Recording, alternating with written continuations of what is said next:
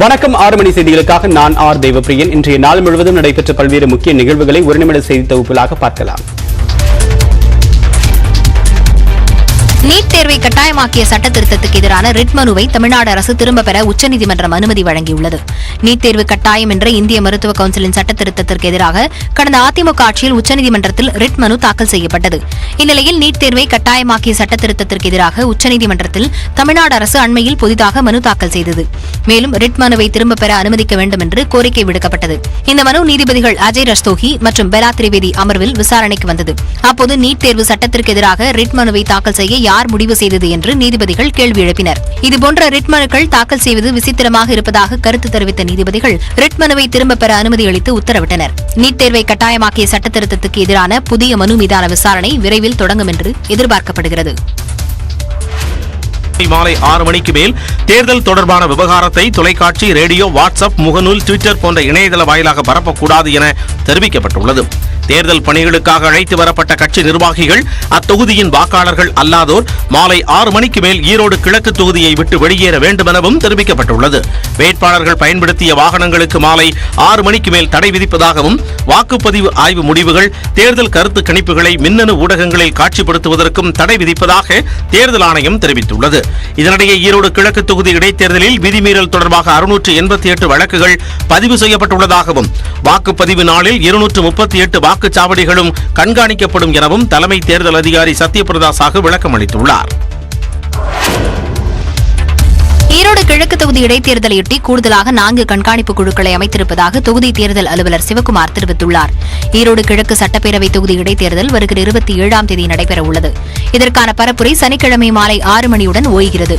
இதையொட்டி ஈரோடு மாநகராட்சி அலுவலகத்தில் செய்தியாளர்களை சந்தித்த தேர்தல் நடத்தும் அலுவலர் சிவக்குமார் தற்காலிகமாக அமைக்கப்பட்டுள்ள 107 தேர்தல் அலுவலகங்களை அப்புறப்படுத்த வேண்டும் என அறிவுறுத்தினார். நாளை 25ஆம் தேதி பிற்பகல் 5 மணியோட பிரச்சாரங்களை முடித்துக் கொள்ள வேண்டும். தங்களுக்கு வழங்கப்பட்ட தற்காலிக அரசியல் தேர்தல் பணிமனைகளை அப்புறப்படுத்திக் கொள்ள வேண்டும் தங்களுடைய சொந்த பொறுப்பில். 3வதாக தொகுதிக்கு தொடர்பில்லாத வெளிநபர்கள் அனைவரும் உடனடியாக வெளியேற வேண்டும். தேர்தல் நெருங்குற நேரத்தில் திரும்பவும் நேற்று ஒரு 4 FST டீமை அதிகப்படுத்தியிருக்கிறோம். வர கம்ப்ளைண்ட்ஸ் குறிப்பிட்டு சொல்லும்படியாக இல்லாமல் ஒரு ஆதாரபூர்வமாக இல்லாததுனால நம்ம எந்த மேக்சிமம் எந்த மாதிரி நடவடிக்கைகள் எடுக்க முடியுமோ அதுக்குண்டான அனைத்து ஏற்பாடுகளும் செஞ்சுட்டு வரோம். பொதுமக்கள் சுதந்திரமாக வாக்களிக்க அனைத்து ஏற்பாடுகளும் செய்யப்பட்டிருப்பதாகவும், மேலும் 4 கண்காணிப்பு குழுக்களை அமைத்திருப்பதாகவும் கூறினார். அதிமுக சார்பில் கொடுக்கப்பட்ட 13 புகார்களுக்கு உரிய பதில் அளிக்கப்பட்டிருப்பதாகவும், போலி வாக்காளர்கள் உள்ளதாக கூறுவதில் உண்மையில்லை எனவும் விளக்கமளித்தார். உரிய ஆதாரங்களுடன் அளிக்கப்படும் புகார்கள் மீது நடவடிக்கை எடுக்கப்பட்டு வருவதாகவும் தேர்தல் நடத்தும் அலுவலர் சிவக்குமார் தெரிவித்தார். ஈரோடு கிழக்கு தொகுதி இடைத்தேர்தலில் திமுக கூட்டணிக்கு வெற்றி வாய்ப்பு பிரகாசமாக இருப்பதாக பால்வளத்துறை அமைச்சர் நாசர் தெரிவித்துள்ளார். ஈரோடு கிழக்கு பெரிய பள்ளிவாசல் பகுதி அருகே திமுக பரப்புரை நடைபெற்றது. பிரச்சாரத்தை தொடர்ந்து செய்தியாளர்களிடம் பேசிய அமைச்சர் நாசர், அதிமுக பொதுக்குழு தீர்ப்பு வெற்றி என்பது தேர்தல் வெற்றி அல்ல என்றார். கவுண்டிகளை தெரிஞ்சுக்கணும்ல, கவுண்டிகளை பார்த்துருவாங்க, மக்களை விலை கொடுத்து வாங்க முடியாதுல்ல. முன்னதாக பள்ளிவாசலில் தொழுகை முடித்து திரும்பியவர்களிடம் அமைச்சர் செஞ்சி மஸ்தான் வாக்கு சேகரித்தார்.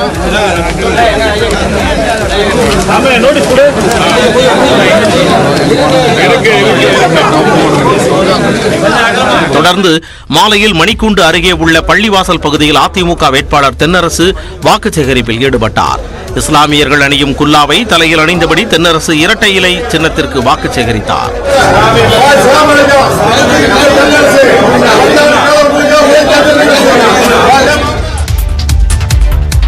ஈரோடு கிழக்கு தொகுதி இடைத்தேர்தல் பரப்புரையை முதலமைச்சர் மு க ஸ்டாலின் சனிக்கிழமை மேற்கொள்ள இருக்கிறார். ஈரோடு கிழக்கு தொகுதி எம்எல்ஏவாக இருந்த திருமகன் ஈவேரா மறைவை அடுத்து இந்த தொகுதிக்கு வருகின்ற 27ஆம் தேதி தேர்தல் நடைபெறுகிறது. இதற்காக கடந்த 1 மாத காலமாக அமைச்சர்கள், முன்னாள் அமைச்சர்கள் என பலரும் ஈரோடு கிழக்கு தொகுதியில் முகாமிட்டு தீவிர வாக்கு சேகரிப்பில் ஈடுபட்டனர். இந்நிலையில் முதலமைச்சர் மு க ஸ்டாலின் சனிக்கிழமை ஒருநாள் மட்டும் பரப்புரை மேற்கொள்வார் என்று அறிவிக்கப்பட்டுள்ளது. சென்னையிலிருந்து விமானம் மூலம் கோவை செல்லும் முதலமைச்சர் மு க ஸ்டாலின் அங்கிருந்து கார் மூலம் ஈரோடு செல்கிறார். பின்னர் சனிக்கிழமை காலை காங்கிரஸ் வேட்பாளர் EVKS இளங்கோவனுக்கு ஆதரவாக முதலமைச்சர் மு க ஸ்டாலின் வீதி வீதியாக பரப்புரை மேற்கொள்கிறார். காலை 9 மணிக்கு சம்பத் நகர் பகுதியிலும், காலை 10 மணிக்கு காந்தி சிலை பகுதியிலும் பரப்புரை செய்யும் முதலமைச்சர் காலை 11 மணிக்கு அக்ரஹாரம் பகுதியில் பரப்புரை மேற்கொள்ள உள்ளார். மாலை 3 மணிக்கு முனிசிபல் காலனி பகுதியில் பரப்புரை மேற்கொள்ளும் முதலமைச்சர் மாலை 3:45 மணிக்கு பெரியார் நகர் பகுதியில் பரப்புரை செய்கிறார். அதன் பிறகு கோவை வழியாக முதலமைச்சர் மு க ஸ்டாலின் சென்னை திரும்புகிறார்.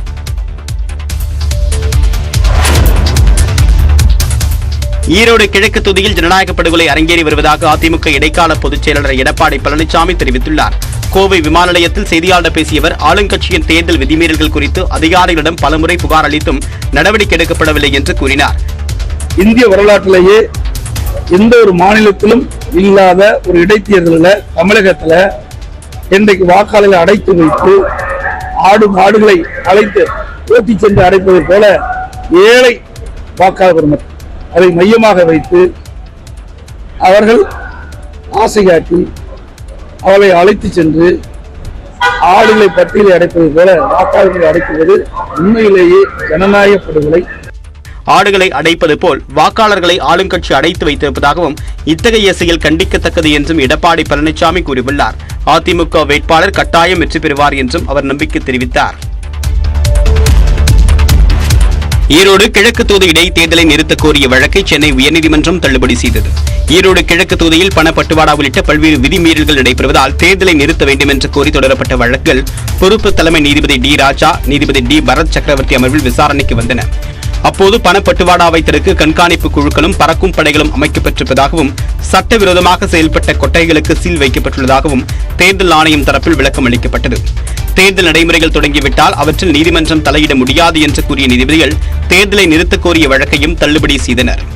இதேபோன்று தங்கள் கட்சியரை தாக்கியவர்கள் மீது நடவடிக்கை எடுக்க கோரியும் கண்காணிப்பு கேமராக்கள் அமைக்க கோரியும் நாம் தமிழர் கட்சி சார்பில் தொடர்ந்த வழக்கை விசாரித்த நீதிபதிகள் இந்த மனு மீது சட்டப்படி நடவடிக்கை எடுக்க தேர்தல் ஆணையத்திற்கு உத்தரவிட்டு வழக்கை முடித்து வைத்தனர். ஈரோட்டில் நாம் தமிழர் கட்சியினர் காவல்துறையினருடன் வாக்குவாதத்தில் ஈடுபட்டதால் பரபரப்பு ஏற்பட்டது.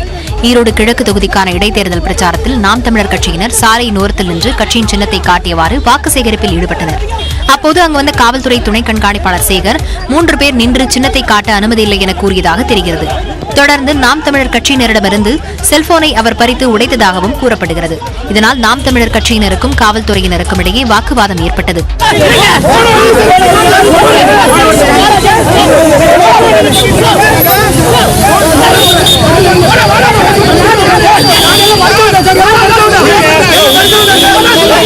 ஒரு காவல்துறை அதிகாரி தண்ணி ஒரு அதிகாரி குடிச்சிட்டு வந்து வேலை பார்க்கலாமா?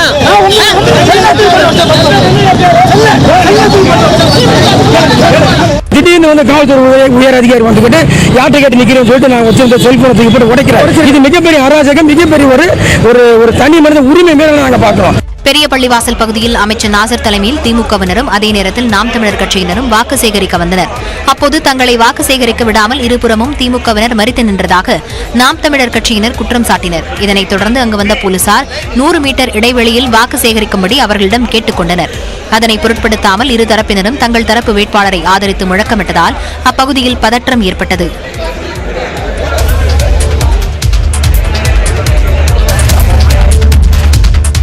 ஈரோடு கிழக்கு தொகுதியில் முறைகேடுகள் மீது தேர்தல் அதிகாரிகள் உரிய நடவடிக்கை எடுக்கவில்லை என்று இந்திய தலைமை தேர்தல் ஆணையத்தில் நாம் தமிழர் கட்சி புகார் அளித்துள்ளது. ஈரோடு கிழக்கு தொகுதியில் திமுக மற்றும் அதிமுகவினர் தொடர்ந்து விதிமீறலில் ஈடுபடுவதாக நாம் தமிழர் கட்சி சார்பில் டெல்லியில் உள்ள இந்திய தலைமை தேர்தல் ஆணையத்தில் புகார் மனு அளிக்கப்பட்டது. அதில் ஈரோடு கிழக்கு தொகுதி இடைத்தேர்தலை முன்னிட்டு திமுக மற்றும் அதன் கூட்டணி கட்சியினர் வாக்காளர்களுக்கு அதிக அளவில் பணப்பட்டுவாடா செய்வதாக குற்றம் சாட்டப்பட்டது.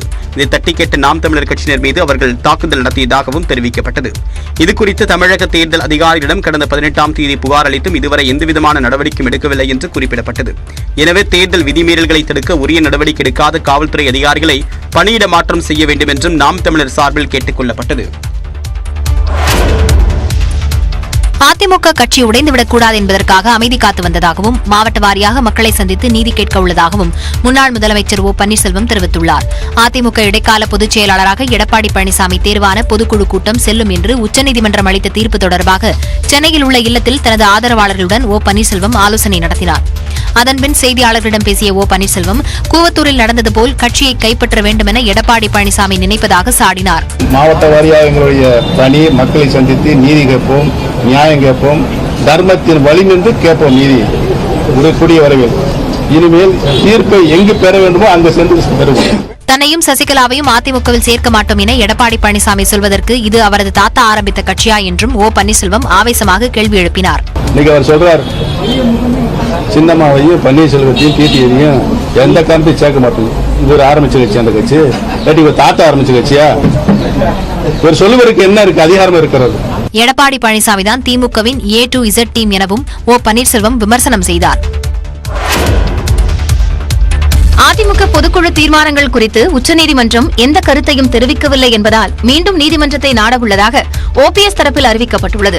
அதிமுக பொதுக்குழு கூட்டம் செல்லும் என்று உச்சநீதிமன்றம் அளித்த தீர்ப்பு தொடர்பாக சென்னையில் தனது ஆதரவாளர்களுடன் ஓ பன்னீர்செல்வம் ஆலோசனை நடத்தினார். அதன் பின்னர் பேசிய OPS ஆதரவாளர் பன்ருட்டி ராமச்சந்திரன், பொதுக்குழு கூட்டம் நடந்தது சரி, ஆனால் தீர்மானம் பற்றி எதுவும் சொல்ல மாட்டோம் என்பது நீதிமன்றம் தனது பொறுப்பை தட்டிக்கழிக்கும் செயல் என்றார்.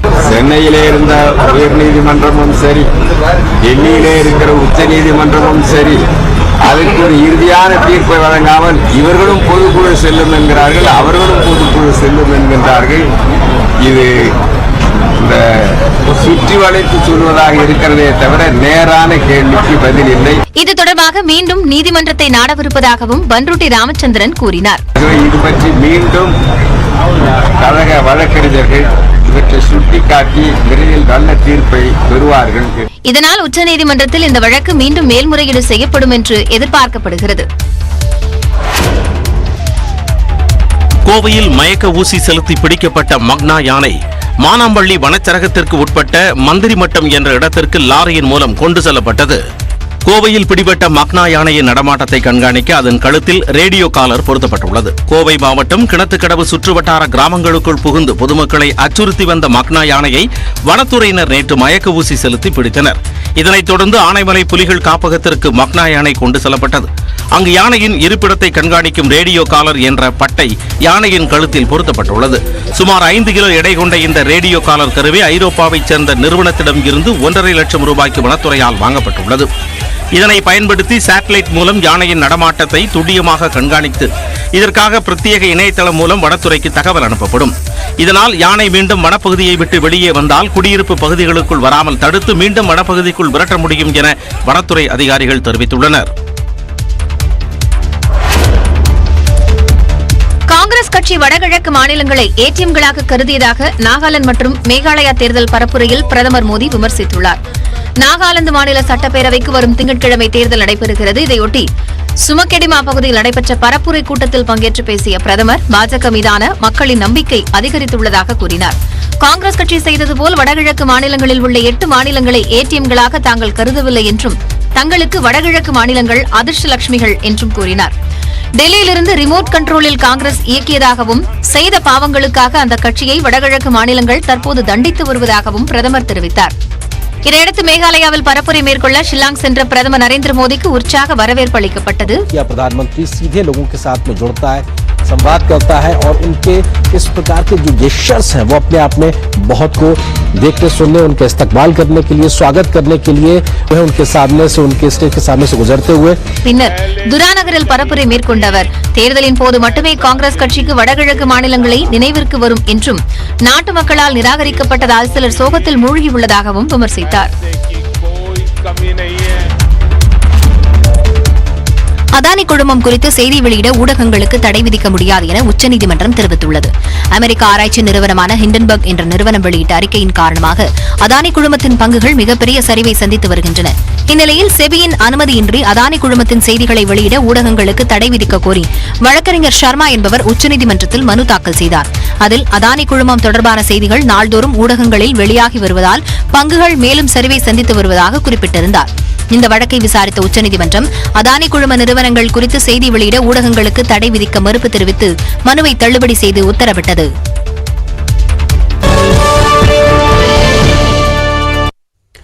ஒரு நிமிடம். ஜெயலலிதாவின் பிறந்த நாளை ஒட்டி அதிமுக தலைமை அலுவலகத்தில் உள்ள சிலைக்கு எடப்பாடி பழனிசாமி மாலை அணிவித்தார். மறைந்த முதலமைச்சர் ஜெயலலிதாவின் 75வது பிறந்த நாளை தமிழ்நாடு முழுவதும் அதிமுகவினர் கொண்டாடினர். பொதுக்குழு வழக்கு தீர்ப்பிற்கு பின்னர் முதல் முறையாக கட்சியின் தலைமை அலுவலகத்திற்கு சென்ற இடைக்கால பொதுச் செயலாளர் எடப்பாடி பழனிசாமிக்கு தொண்டர்கள் உற்சாக வரவேற்பு அளித்தனர். ஜெயலலிதாவின் சிலைக்கு மாலை அணிவித்து மரியாதை செலுத்திய எடப்பாடி பழனிசாமி கட்சி தொண்டர்கள் மற்றும் நிர்வாகிகளுக்கு இனிப்புகளை வழங்கினார்.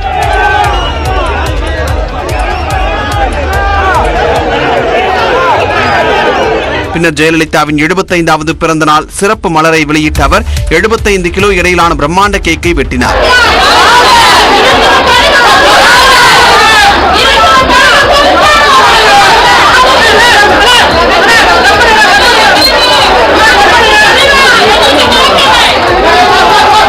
முன்னதாக சென்னை பசுமை வழிச்சாலையில் உள்ள தனது இல்லத்தில் ஜெயலலிதாவின் உருவப்படத்திற்கு எடப்பாடி பழனிசாமி மலர் தூவி மரியாதை செலுத்தினார்.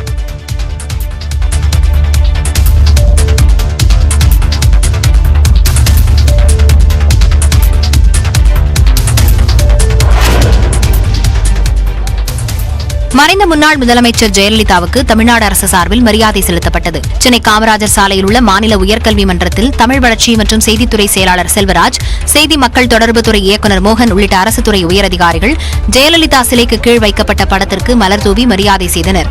இதேபோல முன்னாள் முதலமைச்சர் ஓ பன்னீர்செல்வம் சென்னையில் உள்ள தனது இல்லத்தில் வைக்கப்பட்டிருந்த ஜெயலலிதாவின் உருவப்படத்திற்கு மலர் தூவி மரியாதை செலுத்தினார். அதன் பிறகு மாநில உயர்கல்வி மன்றத்தில் உள்ள ஜெயலலிதா சிலைக்கு கீழ் வைக்கப்பட்டிருந்த படத்திற்கு மலர் தூவி மரியாதை செலுத்தினார்.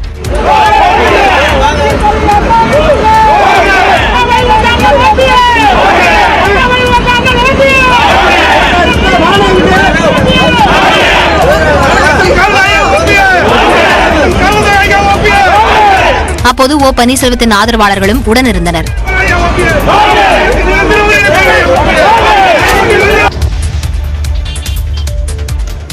முன்னாள் முதலமைச்சர் ஜெயலலிதாவின் 75வது பிறந்தநாளையொட்டி தமிழகம் முழுவதும் அதிமுக தொண்டர்களின் கொண்டாட்டங்கள் களை கட்டின. காஞ்சிபுரத்தின் பல்வேறு இடங்களில் ஜெயலலிதா புகைப்படத்திற்கு மலர் தூவி மரியாதை செலுத்தப்பட்டது. 100க்கும் மேற்பட்ட ஏழை எளிய மக்களுக்கு பிரியாணி வழங்கப்பட்டது.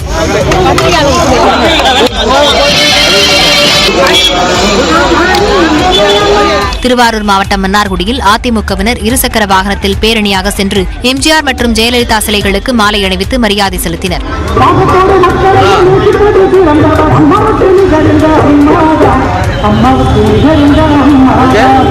ஓசூரில் ஜெயலலிதாவின் படத்திற்கு மலர் தூவி மரியாதை செய்த அதிமுகவினர் கலைஞர்கள் இசைத்த இசைக்கு ஏற்ப நடனமாடி மகிழ்ந்தனர்.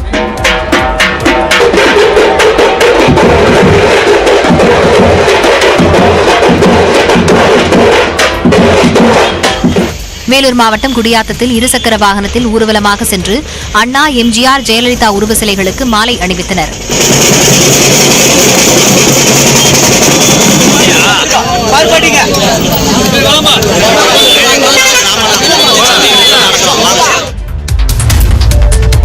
ஈரோடு கிழக்கு தொகுதி இடைத்தேர்தலில் காங்கிரசுக்கு வெற்றி வாய்ப்பு உள்ளதாக லயோலா கல்லூரி முன்னாள் பேராசிரியர் ராஜநாயகம் குழுவினர் நடத்திய கள ஆய்வில் தெரியவந்துள்ளது. ஈரோடு கிழக்கு தொகுதியில் 135 வாக்குச்சாவடிகளில் 1590 பேரிடம் நடத்தப்பட்ட கள ஆய்வு முடிவுகளை ராஜநாயகம் குழுவினர் வெளியிட்டனர். இதில் திமுக கூட்டணியில் உள்ள காங்கிரசுக்கு 39.5% வாக்குகளும், அதிமுகவுக்கு 24.5% வாக்குகளும் கிடைக்கும் என தெரிவிக்கப்பட்டுள்ளது. மேலும் 9.5% வாக்குகளுடன் நாம் தமிழர் கட்சி 3வது இடத்தை பிடிக்கும் என தெரிவிக்கப்பட்டுள்ளது. இதேபோன்று 21 வயதுக்குட்பட்ட முதல் தலைமுறை வாக்காளர்களில் 29.5% பேரின் ஆதரவு நாம் தமிழர் கட்சிக்கு கிடைக்கும் என கூறப்பட்டுள்ளது. இந்திய தேசிய காங்கிரஸ் வெற்றி நிச்சயம் பெறும். அது அதிமுகவுக்கு ஆதரவா அந்த 21 விழுக்காடு பதில் சொல்லாம இருக்கிறாங்க பாத்தீங்களா, அவங்கள மெஜாரிட்டி அதிமுகவுக்கு ஆதரவா போனாலுமே கூட மார்ஜின் தின்னா இருக்கும். ஆனா வெற்றின்றது உறுதியா இருக்கும். 3% மக்கள் மட்டுமே வாக்கிற்கு பணம் கொடுப்பதை தவறு என கூறினர் எனவும் 90 விழுக்காட்டிற்கும் அதிகமானோர் பணத்தை மகிழ்ச்சியாக பெற்றுக் கொள்வதாகவும் முன்னாள் பேராசிரியர் ராஜநாயகம் தெரிவித்துள்ளார். கன்னியாகுமரி மாவட்டம் நாகர்கோவிலில் விடுமுறை தொடர்பாக காவல் உதவி ஆய்வாளர் தாக்கியதாக பெண் தலைமை காவலர் சஸ்பெண்ட் செய்யப்பட்டுள்ளார். நாகர்கோவில் மரவன் குடியிருப்பு பகுதி ஆயுதப்படை காவலர் சொர்ணவேணி குழந்தைக்கு உடல்நலக்குறைவு ஏற்பட்டதாக விடுப்பு கோரியுள்ளார். இதற்கு எஸ்ஐ வள்ளிச்செல்வி மறுத்ததால் ஏற்பட்ட வாக்குவாதம் கைகலப்பில் முடிந்தது. எஸ்ஐ வள்ளிச்செல்வி காவலர்களை மரியாதை குறைவாக நடத்துவதாகவும் பெண் காவலர்களை கடுமையான மன உளைச்சலுக்கு ஆளாக்குவதாகவும் சொர்ணவேணி குற்றம் சாட்டினார். இதுகுறித்து புகார் தெரிவித்த போது எஸ்ஐ காவலர்களிடம் அப்படித்தான் பேசுவார் என்று கூறியதாக குறிப்பிட்டார். வா போ நீ நான் அப்படிதான் பேசுறேன். அப்ப ஆரை மடத்துட்டு இதை வந்து சொன்னேன். அவளை அடிக்க வந்தாங்க, அவளை அடிக்க வந்தா அப்படின்னு இதே ஆரை மேடம் ரிப்போர்ட்லாம் எழுதி அவளை பாடப்படுத்தினா கார்டுக்கு அனுப்புவாங்க. திருப்பி அங்கேருந்து திருப்பி இங்கே ரெடி பண்ணி கொண்டு வந்து நீ உட்காரக்கூடாது, இங்கேயே நிற்கணும் அப்படின்ட்டு காலையிலேருந்து நைட்டு 8 மணி வரை அங்கேயே நிப்பாட்டி வைப்பாங்க. மேலும் மோதலுக்கு பிறகு மருத்துவமனைக்கு சென்றபோது மருத்துவர்கள் சிகிச்சை அளிக்க மறுத்துவிட்டதாகவும் சிகிச்சை அளிக்க கூடாது என்று உயரதிகாரிகள் அழுத்தம் கொடுப்பதாக மருத்துவர் கூறியதாகவும் சொர்ணவேணி தெரிவித்தார். இந்நிலையில் தலைமை காவலர் சொர்ணவேணி சஸ்பெண்ட் செய்யப்பட்டுள்ளார். மயிலாடுதுறை மாவட்டம் தரங்கம்பாடியில் தமிழக மீனவர்கள் 5 பேர் தாக்கப்பட்டது தொடர்பாக இலங்கை கடற்படையினர் மீது வழக்கு பதிவு செய்யப்பட்டுள்ளது. தரங்கம்பாடியைச் சேர்ந்த வேல்முருகன் என்பவருக்கு சொந்தமான ஃபைபர் படகில் பாலசுப்ரமணியன், அருண்குமார் உள்ளிட்ட 6 மீனவர்கள் கோடியக்கரை அருகே நேற்று அதிகாலை மீன்பிடித்துக் கொண்டிருந்தனர். அப்போது அங்கு வந்த இலங்கை கடற்படையினர் தமிழக மீனவர்களின் வலையை பறித்துக் கொண்டதுடன் இரும்பு பைப்பால் கொடூரமாக தாக்கியுள்ளனர். இதில் படுகாயமடைந்த மீனவர்கள் 5 பேர் மருத்துவமனையில் அனுமதிக்கப்பட்டனர். தமிழ்நாட்டைச் சேர்ந்த மீனவர்கள் மீது இலங்கை கடற்படையினர் தாக்குதல் நடத்தும் விவகாரத்தில் நிரந்தர தீர்வு காண வேண்டும் என மத்திய வெளியுறவுத்துறை அமைச்சர் ஜெயசங்கருக்கு முதலமைச்சர் மு க ஸ்டாலின் கோரிக்கை விடுத்துள்ளார். இந்நிலையில் தாக்குதல் சம்பவம் தொடர்பாக இலங்கை கடற்படையினர் மீது 3 பிரிவுகளின் கீழ் வேதாரண்யம் கடலோர காவல் குழும போலீசார் வழக்கு பதிவு செய்துள்ளனர். முறையாக மின்கட்டணம் செலுத்தாத அரசு அலுவலகங்களில் இணைப்பை துண்டிக்க மின்வாரியம் உத்தரவிட்டதாக தகவல் வெளியாகியுள்ளது. கடந்த 15ஆம் தேதி மின்வாரியத்தின் ஆய்வுக் கூட்டம் நடைபெற்றது.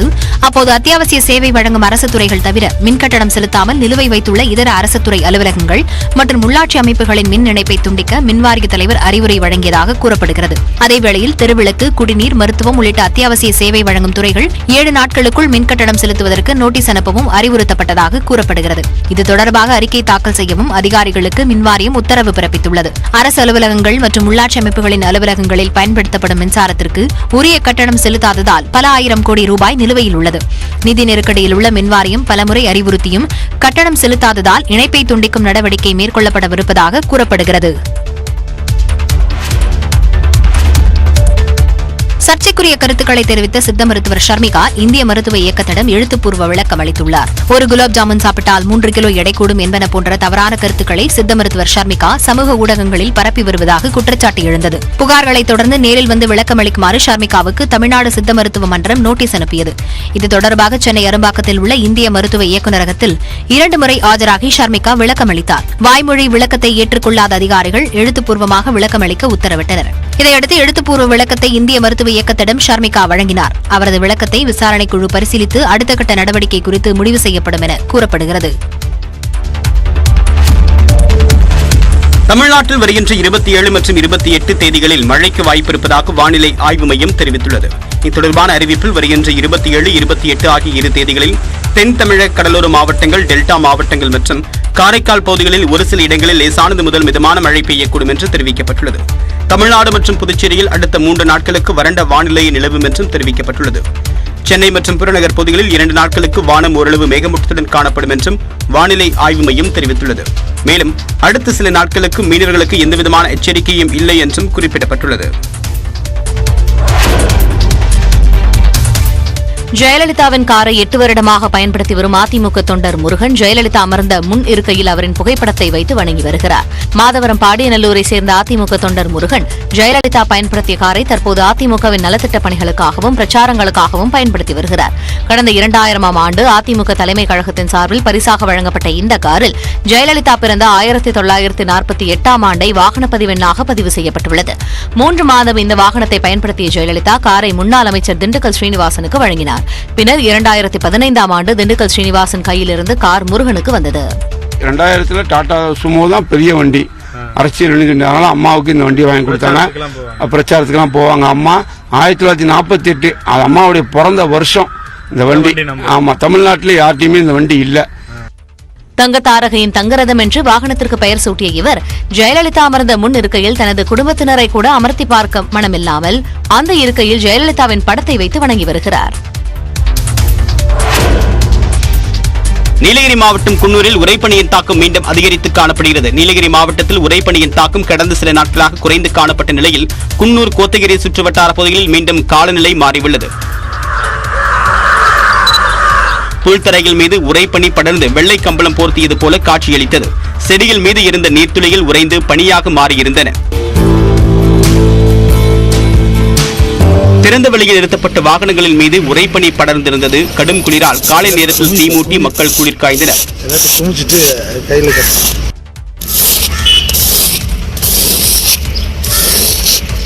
இதேபோல் கிருஷ்ணகிரி மாவட்டம் ஓசூர் மற்றும் சுற்றுவட்டார பகுதிகளில் கடும் பனிமூட்டம் காணப்பட்டது. மேலும் அண்மைச் செய்திகளுக்கு தொடர்ந்து இணைந்திருங்கள். உங்கள் நியூஸ் 18 தமிழ்நாடு.